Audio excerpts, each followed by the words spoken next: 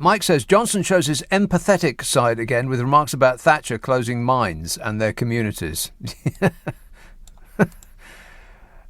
It's just government by trolling, isn't it? I mean, at this point, you have to admit that they're just playing with us. They must wake up in the morning and think, what can we do to them today? Downing Street today scrambled to dampen anger over Bodger Johnson's coal mine gaffe after Tory MPs accused the Prime Minister of spitting in the face of Red Wall voters. Well, it's just the way he talks. It wasn't a gaffe. It was deliberate. And we know that because he admitted it. He admitted that he was trolling us. He actually said it out loud. They're saying the quiet parts out loud now. It's what would Donald Trump do? I've been successful in every business I've been in. He lied.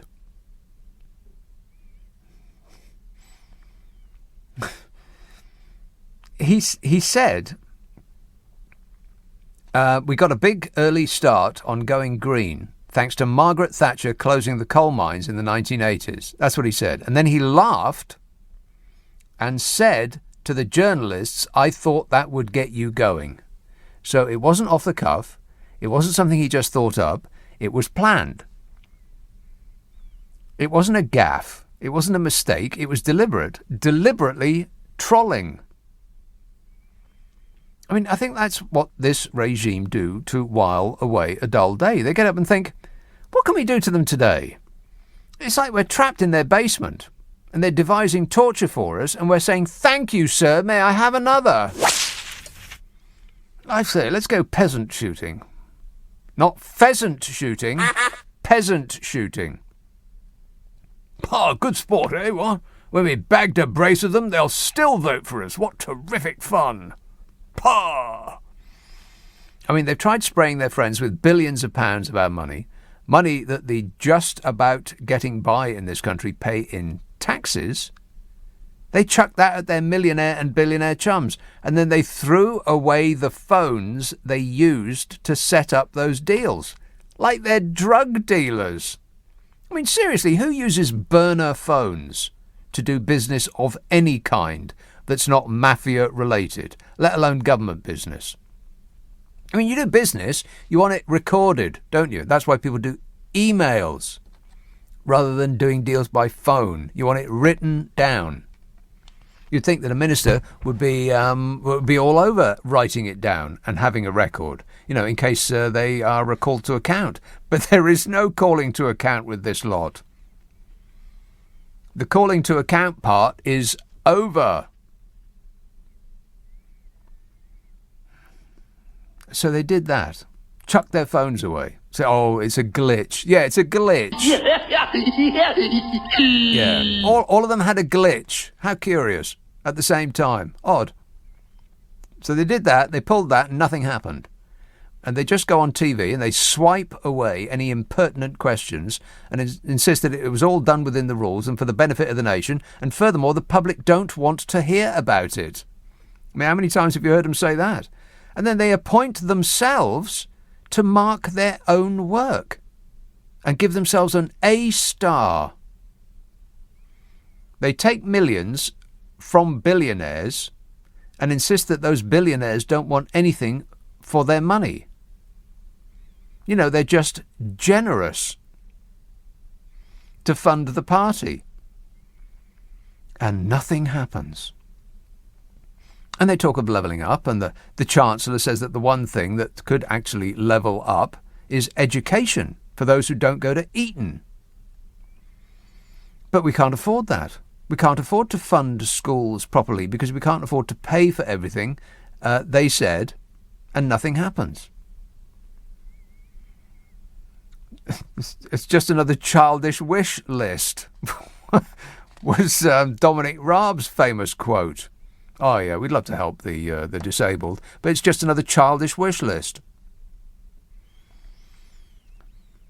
They fund Tory councils better than Labour councils and then blame the Labour councils for not having the money for services. And nothing happens. But actually it's worse than that, because after all that, and while most of it was going on, their popularity keeps rising among the very people that they are treating the worst. This whole country has developed Stockholm Syndrome. And so going into areas that haven't recovered from their main industry being shut down by Margaret Thatcher and pretending that she did that to help the environment rather than because she wanted to smash the unions to remove any vestige of power from the workers and give it all to management, for Bodger, that's just par for the course, that is. And then to make a joke about it and rub the locals' faces in it. And no doubt the good people of those old mining districts that voted for Bodger in great numbers will redouble their allegiance to the dear leader, because to do otherwise would lose face. It would be to admit that they've been had. Just like they were had with Brexit. How's that going, by the way? Brexit's going great. And Bodger Johnson rummaged around in his dressing-up box to get photographed during a visit to Scotland and said that the UK got a big early start on going green thanks to Margaret Thatcher closing the coal mines in the 1980s. And then laughed and admitted that it was him trolling. And Conservative MPs, meanwhile, are freaking out, expressed fears that the remark could damage support in former mining communities which only voted Tory for the first time in 2019. And you know what? They're completely incorrect in every respect. Nothing seems to have broken the people's will to vote for the party of millionaires. So why should that do it?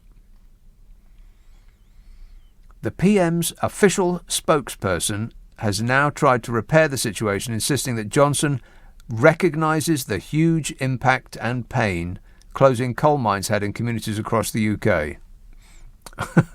Really? Is that true, Bodge? No. No, that's just some old flannel that someone in his office put out to try to prevent any damage coming from what the dear leader said. Well, they shouldn't worry. He could show up at the door of those voters and strangle their dog and they'd still vote for him. Because he got Brexit done. He's getting Brexit done. He's pretending that Brexit is going to get done. Yeah. Still waiting on those sunny uplands. Oh, but they'll get here. Expect absolutely everything that goes wrong under their watch to be blamed on the EU. From now until the end of time, it'll be the evil EU's fault. Whatever it is. And 43% of the population are desperate to believe that lie. So the lie becomes the truth. Because we all have our own alternative facts now. Correct. Bodger was visiting an offshore wind farm.